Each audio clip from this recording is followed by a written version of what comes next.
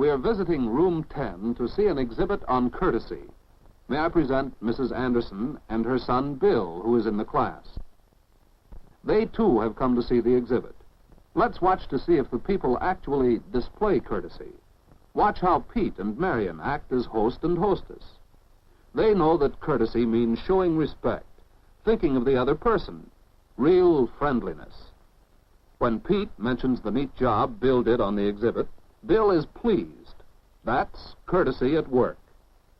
You can see, too, that everyone in the class must have done a great deal of thinking about courtesy and much work to prepare these posters and the rest of the exhibit.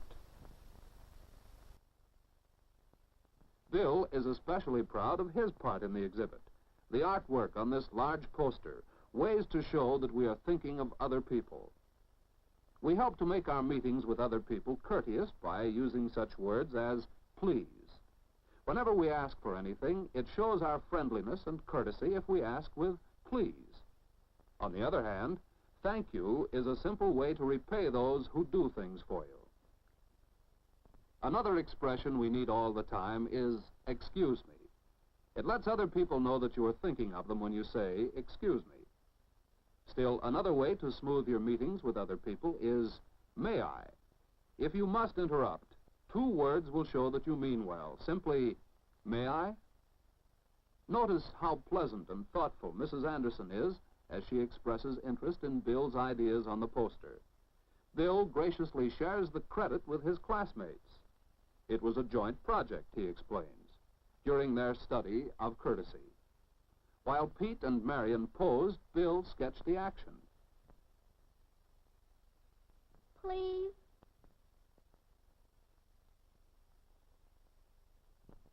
With that sketch finished, ready for final artwork, Pete got ready to play the guest for the next pose. Marion was the hostess, offering him a cookie.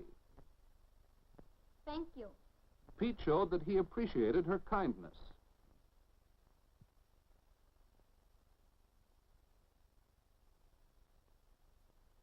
For the next demonstration, they needed another chair to make a sofa, and they needed a telephone.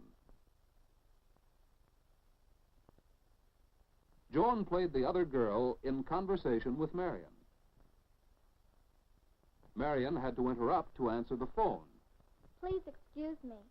She was pleasant and courteous herself. In the next pose, Marion had something important to say, or else she wouldn't have interrupted. May I? Marion is considerate of her friends. Besides these examples of courtesy, there are others. For instance, Mrs. Anderson's way of constructive suggestion. And notice how Bill begins his reply. It's really quite good, Bill.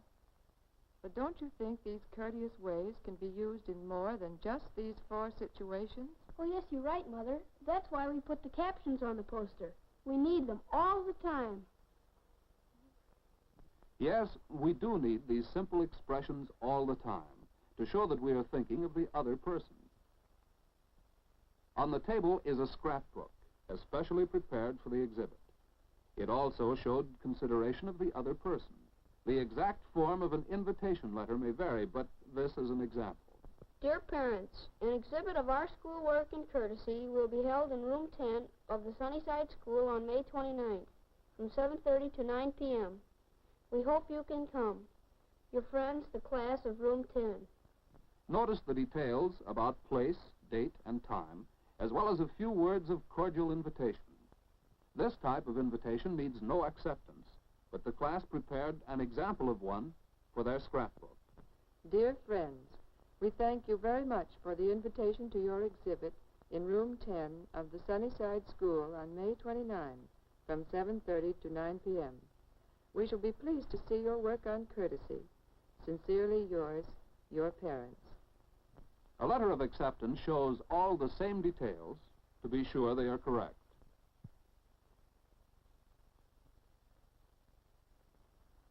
There is also a sample letter of regret stating why the person could not accept. On the next few pages of the scrapbook are drawings and poems Pete had made about courtesy when using the telephone.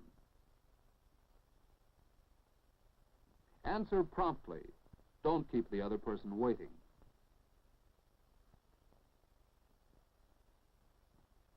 Friendliness is one of the main parts of courtesy.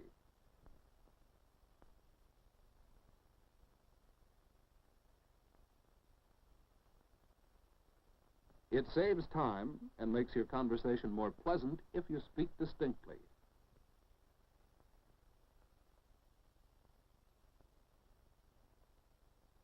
It's courteous to be brief. Someone else may want to use the telephone. So much for the scrapbook. Over here is a poster that another student made. Be a good listener. It pleases the speaker to know you are really interested in him. And then, too, you can learn much by listening carefully. Mrs. Anderson is being a good listener now, isn't she? And then there's the matter of introductions. How will Bill introduce his mother and his teacher?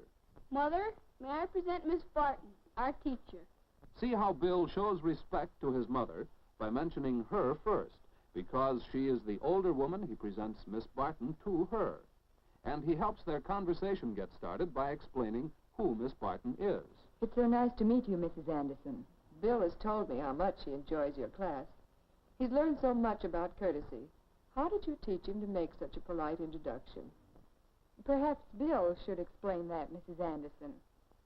Well, in our practice in class, we learned that introducing people was just a matter of showing respect. Marion, I'd like to introduce my friend Pete. Bill mentioned the girl's name first and showed respect by presenting the boy to her. You can mention either name first with two boys of the same age. Bill, this is Pete. Pete Dalton, Bill Anderson. How do you do, Bill? Hello, Pete. So the poster that grew out of this practice is included in the exhibit. And that's how the class learned that introductions are really easy. Just remember to show respect.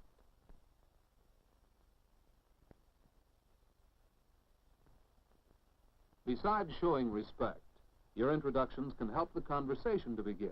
Notice how Bill's mother introduces her friends, Mr. and Mrs. Hall. Mrs. Hall, this is Miss Barton, the teacher in this room. Mrs. Hall is Joan Hall's mother. Miss Barton, as hostess, offers her hand. Next, Mr. Hall is presented to Miss Barton. And finally, Bill is presented to Mr. and Mrs. Hall. Remember the order? There's a technique to shaking hands. No one likes to have his hand crushed by a bear, nor to clasp one like this, sometimes referred to as dead fish.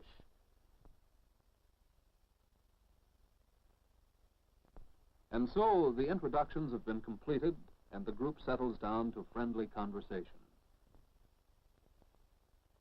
Well, it's time to go now. What have you seen here? That is, what have you seen besides the posters and scrapbooks of the exhibit? As you watch the host and hostess, their pleasant manner standing at the door to thank their guests for coming, as you see the guests reply graciously, you realize that it's the simple things, being friendly, thinking of the other person, and showing respect that make up everyday courtesy. Real living courtesy has made the evening a pleasure and a success.